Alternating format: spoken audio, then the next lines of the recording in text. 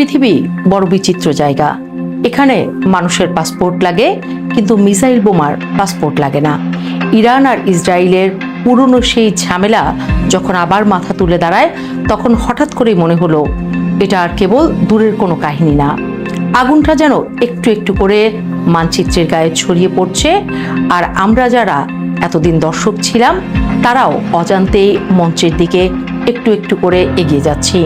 তখন স্বাভাবিকভাবেই মনে প্রশ্ন জাগে, এটা কি শুধু ইরানের যুদ্ধ, নাকি বড় কোনো বিস্ফোরণের প্রাক্কথন? কারণ ইতিহাস বলে বড় যুদ্ধগুলো কখনো হঠাৎ করে আসে না।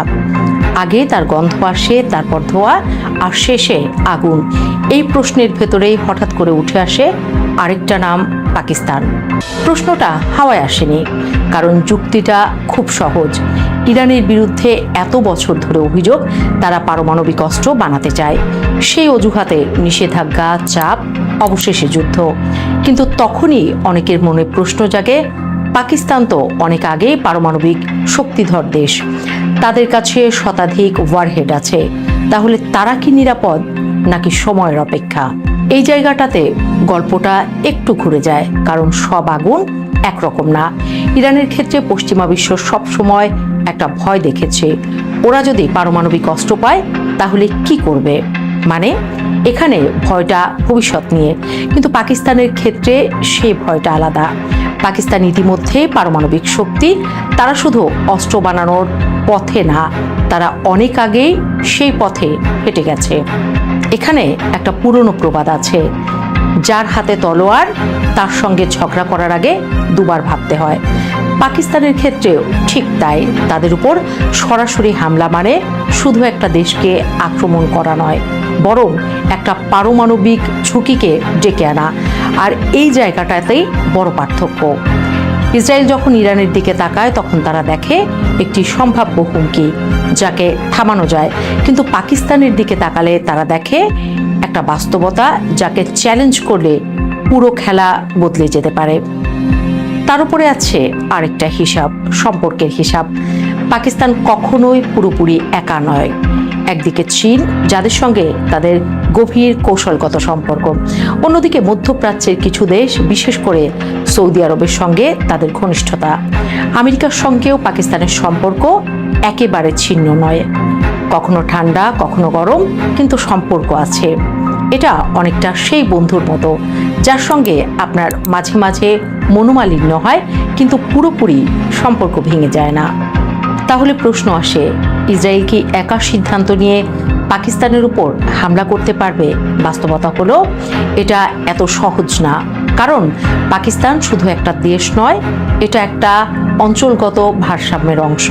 বিশেষ করে ভারতের সঙ্গে তাদের সম্পর্ক পুরো দক্ষিণ এশিয়ার নিরাপত্তা সমীকরণ ঠিক করে দেয়। ভারত আর পাকিস্তান দুই দেশই পারমাণবিক শক্তিধর। দুজনেই জানে পূর্ণ যুদ্ধ মানে দুপক্ষেরই বড় ক্ষতি। তাই এই উত্তেজনার মধ্যেও তারা একটা অলিখিত নিয়ম মেনে চলে, শেষ সীমাটা অতিক্রম করা যাবে না। এই জায়গাটায় ইসরায়েলের জন্য পরিস্থিতি আরও জটিল হয়ে যায়।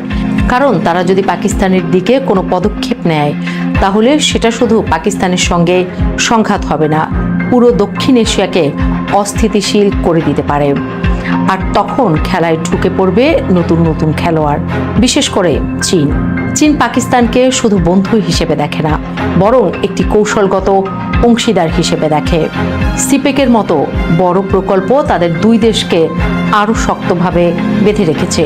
ফলে পাকিস্তানের উপর বড় ধরনের হামলা মানে চীনের স্বার্থে আঘাত। আর যেখানে চীন আছে, সেখানে বিশ্ব রাজনীতি কখনোই একমুখী থাকে না। এবার একটু অন্যদিকে দেখি। অনেক সময় সরাসরি আক্রমণই সবচেয়ে বড় অস্ত্র নয়, বরং চাপ সৃষ্টি করা, অর্থনৈতিকভাবে দুর্বল করা, কূটনৈতিকভাবে কোণঠাসা করা, এই পদ্ধতিগুলো অনেক বেশি কার্যকর। পাকিস্তানের বর্তমান বাস্তবতা দেখলে এটা আরও পরিষ্কার। অর্থনৈতিক চাপ, ঋণের বোঝা, মুদ্রাস্ফীতি, এই সব কিছু মিলিয়ে দেশটা এমনিতেই একটা কঠিন সময় পার করছে। তাহলে প্রশ্ন হলো, যদি কোনো শক্তিশালী দেশ পাকিস্তানকে প্রভাবিত করতে চায়, তারা কি সরাসরি যুদ্ধ করবে নাকি এই দুর্বল জায়গাগুলোতেই আঘাত করবে? উত্তরটা খুব একটা কঠিন নয়, কারণ বুদ্ধিমান শিকারী কখনো সিংহের সঙ্গে লড়াই করে না, সে অপেক্ষা করে কখন সিংহ দুর্বল হবে।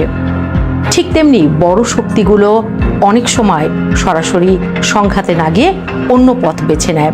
এদিকে ইরান যুদ্ধের প্রভাবও পাকিস্তানের উপর পড়ছে।